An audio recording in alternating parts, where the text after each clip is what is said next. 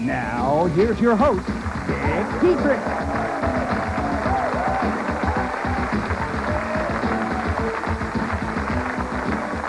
Thank you. You know, everybody says that girly magazines, like my favorite, Hustle House, are only good for naughty pictures and the occasional party joke. But that's not really fair to those of us who rely on these magazines for our news. For instance, in this month's issue of Hustle House, there's a 6-page spread on girls of the militia. Tonight we have a former militia girl turned centerfold. Please welcome Mary Kate Oslo.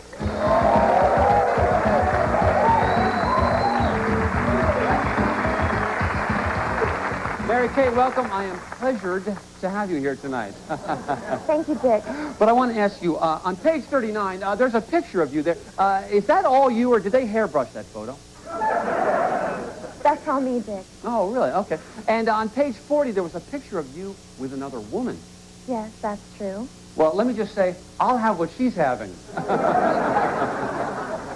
Now, Mary Kate, you lived with this militia group known as the Countrymen. Tell us about them. Well, my little sister Ashley and I, we were taken from our parents at a really early age. We don't even know who our parents were. I'm sorry. I promised myself I wasn't going to cry on TV. Look at me. Cry on TV all you want. That's what these chairs are here for. I know you're feeling all too well. You see, I happen to have been fathered by one or more men, all of whom I was told to call Uncle Don. Okay, now, Mary Kate, tell us about your life as part of the Countrymen. Well, we lived on a big compound. Mm-hmm. And when you say compound, you're talking about a big farm, not the kind of compound I might use for warts, or those harder-to-reach bumps. Right. The Countrymen compound was not just a militia base. It was a breeding farm. A breeding farm, folks. Did you hear that? A breeding farm. That's right. Militiamen would come from all over the country just to inseminate us young, innocent girls in the hopes of creating this whole new master race. Wow, okay, but why would such an incredibly beautiful lass like yourself want to be inseminated by a lot of big-bellied, stinky old men? Because I had no choice. I was held hostage there. My sister is still a hostage there. Okay, and by hostage you mean held against her will, probably confined to a small room, maybe handcuffed to a 4-poster bed, blindfolded, wearing a leather thong that's 2 sizes too small. No, Dick, that's not exactly how it happened. Had to ask. Look, our only exposure to the outside world was through our leader, Big Papa. Big Papa. He was the only one who had a TV. Right, and I understand that one night while he was sleeping, you snuck a peek at his TV and saw something that would change your life forever. That's right. Melrose Place. So one night you escaped to this place called Melrose.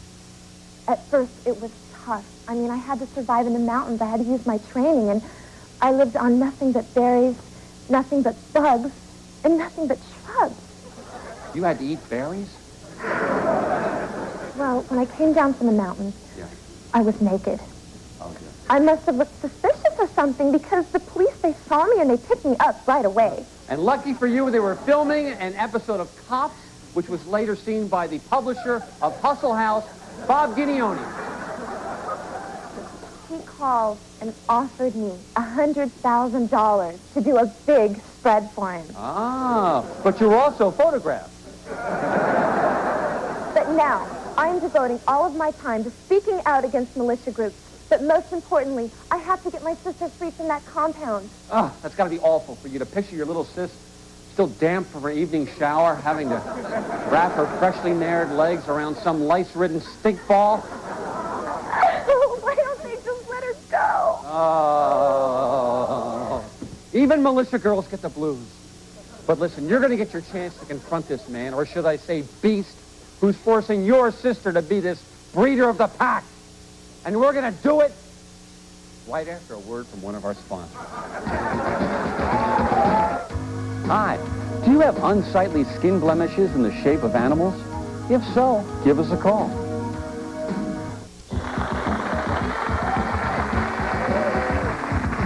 Okay, we're back with our two-sided militia show. We've heard from Mary Kate Oslo, an escapee from the Countrymen compound in Montana. who represents the softer camouflage panty side of militias. Now we're going to hear from the macho, no deodorant side. You want to meet the big, smelly, chubby chub who leads the countrymen? Come on out, Big Papa!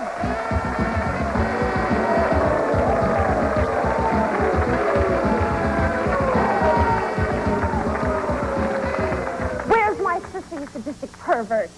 Let's just say your sister's in good hands. Oh, you pig! Whoa, okay. There'll be plenty of time for fighting, believe me. Okay, just take a seat. Welcome, Big Papa. I guess the first question to you is that you? You ain't gonna catch me wearing any of that foo-foo deodorant approved by the FDA. That's a shame. But, okay, I'm gonna get tough with you, Big Papa, but, understand it's my job, so don't put me on a hit list or anything. You say you're a patriot guarding the rights of citizens, but the citizens say you're a hate group. Yeah, we hate all right. We hate the U.S. government. Yeah, I happen to have a copy of your half-page manifesto. And it lists some of the things you hate. For instance, the FBI. Yeah, those jackbooted thugs been holding my compound hostage now for 6 years. Hell, I had to dig a tunnel just to get on your show tonight. Big Papa, the FBI is long gone. The only people guarding your compound are two guys from Pinkerton's Home Security. Okay, moving on. You also seem to hate the media. Yeah, media's run by a bunch of... Whoa. You were about to say the J word. Okay, we don't say the J word on this show, okay? So if you want to say the J word instead, let's substitute the word crayon, okay? And since you probably want to use the N word, let's use the word whoopee cushion. Now continue. Well, the media's run by a bunch of crayons. All they ever want to write about are a bunch of whoopee cushions. Don't minorities have rights too? Minorities? Hell, girl, what about the majority? It's all right for them to have a black entertainment network, but God forbid we have a white entertainment network. I thought that was called NBC. Anyway, speaking of television, you have one show in particular that you really seem to hate. Yeah, that'd be Seinfeld. Oh, okay. Why? Because Seinfeld is crayonish, and it's a product of the crayons who run the media? No, I just don't like the direction they're going with that Elaine character. No disagreement there, but back to your manifesto. The one thing you seem to hate the most, more than anything, is the IRS. Funny? I would have thought it was bathing. You better watch it, Dietrick. I'm a walking time bomb. Yeah, you look here, mister. This is America. In this country, we all live together side by side. I don't care if you're a crayon, a whoopee cushion, or a parking meter. Folks, a parking meter's in Mexico. Hell, I bet you think it's all right for a crayon to marry a whoopee cushion. Why not? It's a free country. Free, huh? What about my right to bear arms? Fine, as long as you don't bear anything else. Look, he's sitting here talking about his freedoms getting taken away, but what about my sister's? She's behind barbed wire right now. Let me interrupt you right there, Mary Kate. Okay, please go on. I haven't been able to talk to her. I haven't even been able to see her. It's horrible. It's just horrible. Yeah, your sister's free to talk to anybody she wants to. She just don't want to talk to you. Liar, liar, compound's on fire. Well, if I'm lying, how come it is I brung your sister here on the show tonight? What? She's here? Am I going to get to see her? Yeah. Are you going to get to see her? Does a militia man poop in the woods? Come on out, little sister Ashley.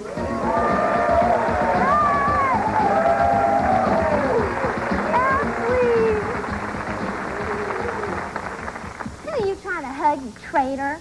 There's a price on your head, and I'm hoping to collect. Ash, why have you turned against me? You're my own flesh and blood. We were so close. We were inseparable. You were so close. You were as close as two sisters could be without breaking the law in all 50 states. Except Nevada. But Ashley, now you're singing to a tune to a different drummer. Tell us why. Because she's sold out. She's so full of herself. Miss, I got indoor plumbing. You can have all that, too. There's a whole world out there. It's not like our life on the compound. We have movies, and there's dating, and soap. Soap. You know what they put in that there soap? Stuff to make you smell good? Okay, Ashley, now how many of these countrymen's babies have you punched out? Well, none yet, but I've been at it for a year. So far, none of their seeds have taken. They just keep on inseminating me, inseminating me, inseminating me. Ah, where do you guys get off doing that? Usually in the bunk bed. So, Ashley, tell me, you had all this sex and you never got pregnant? That's right. Okay, let me ask you this. What are you doing Saturday night? Forgive me, that's some comedy for our single male demographic. Our day of reckoning is at hand. You know, as Fallopian once said to the Crux station, this might not, for he who shall not follow it will go kabooming. Now, of course, I'm paraphrasing. Now, I understand you want to make a statement today, something called Blow Up America Day. How the hell did you know about that? One of your traitors told me. The only traitor I know around here is this girl right here. She don't know nothing about blowing up America Day. That's right, because there's another traitor amongst your midst. Did you know you had a spy in your compound the whole time? What? That's a lie. That's no lie, because we're going to meet this lie right after this commercial message.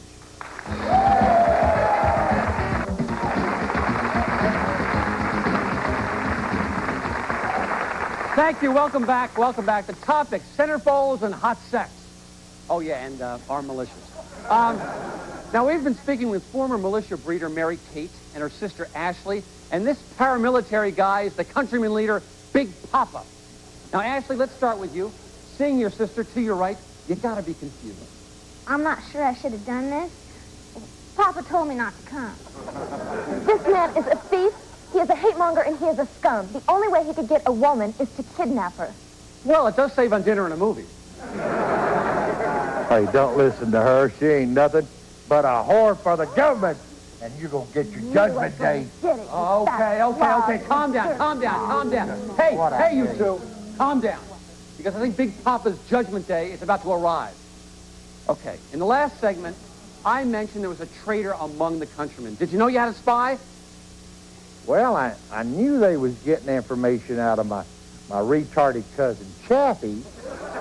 But, hell, that idiot never could keep his mouth shut. Okay, well, Big Papa, what if I told you it wasn't Cousin Chappie who squealed on you?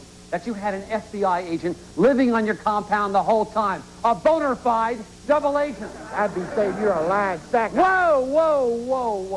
Okay, you can't say the S word on television, okay? So if you want to say the S word, you got to say Kung Pao chicken. All right. I'd say you're a lying sack of Kung Pao chicken. Kung Pao chicken, huh? Well, I'm going to make you eat those words. You want to meet the FBI guy? Okay, come on out, FBI agent.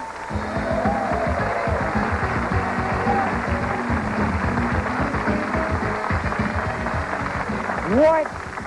Dietrick, you saying this here's the fella that stooled on me? No, I'm saying he's the one who spied on you.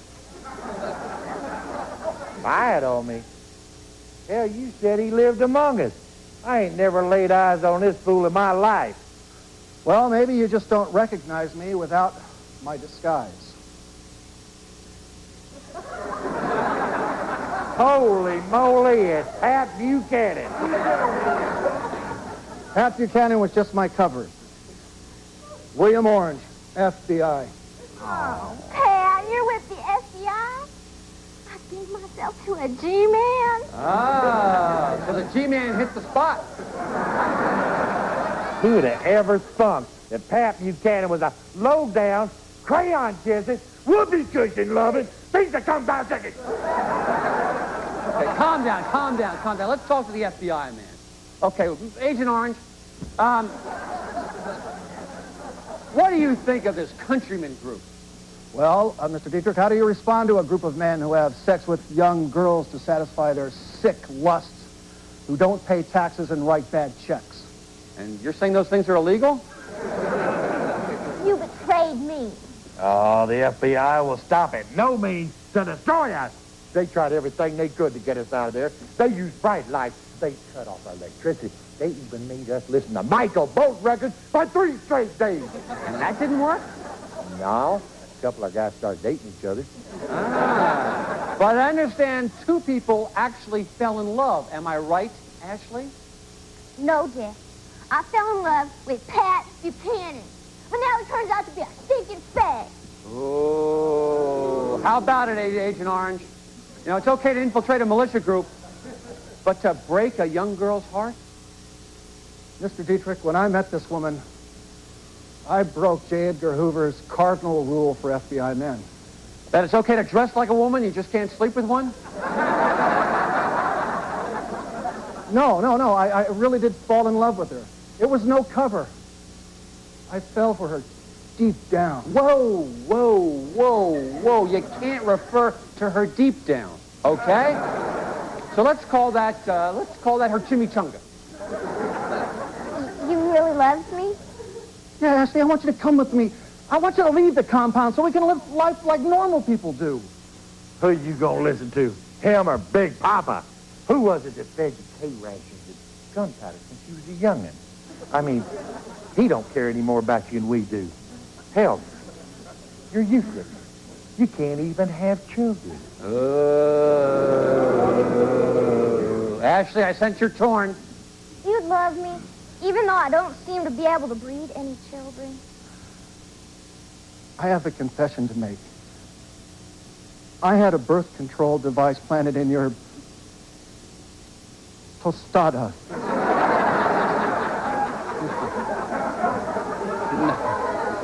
No. You had a birth control device implanted in her chimichanga. Trust me, you don't need birth control for a tostada. Ashley, I love you. I'd do anything for you. I'd even quit the FBI. You do that for me? Ashley, I want you to marry me. I love you, Bill. Oh, Chris, I'm so happy for you. Well, Big Papa, it looks like you lost big time. Nah, Dietrick, you're the loser. You're all a bunch of losers. Whoa! Oh, Big Papa, you weren't kidding, huh? You are a walking time bomb. I should have taken you figuratively. Got 5 minutes. Okay, well, that'll give us... okay, we're going to take a 2-minute break so I can clean the Kung Pao chicken out of my pants. And that'll leave us with 3 minutes to resolve this thing, so stick around.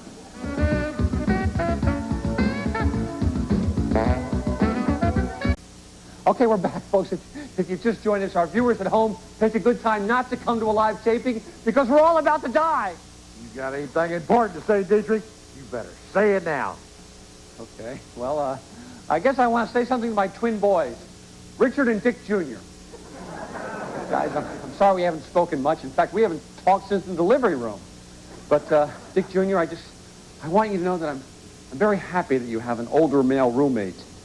I guess I can tell you now that, well, I once had an older male roommate. He wore a pea coat and smelled of Old Spice. It only lasted a couple of hours. Wrap it up. This thing's going off in 5, 4, 3, 2, 1. That was the Monkees and Daydream Believer in Oldies 93. Up next, news headlines. Well, if I'm wearing this, what did I leave in the rental car? Well, I hope you didn't decline the insurance. Agent Orange, get him out of my sight. You're going to the joint, militia man. I hope the big boys use you for a chimichanga. What have we learned tonight? Well, we learned that we live in America. A land where a guy like me can have his own talk show and date a beautiful girl like Mary Kate. Right, Mary Kate? In your dreams.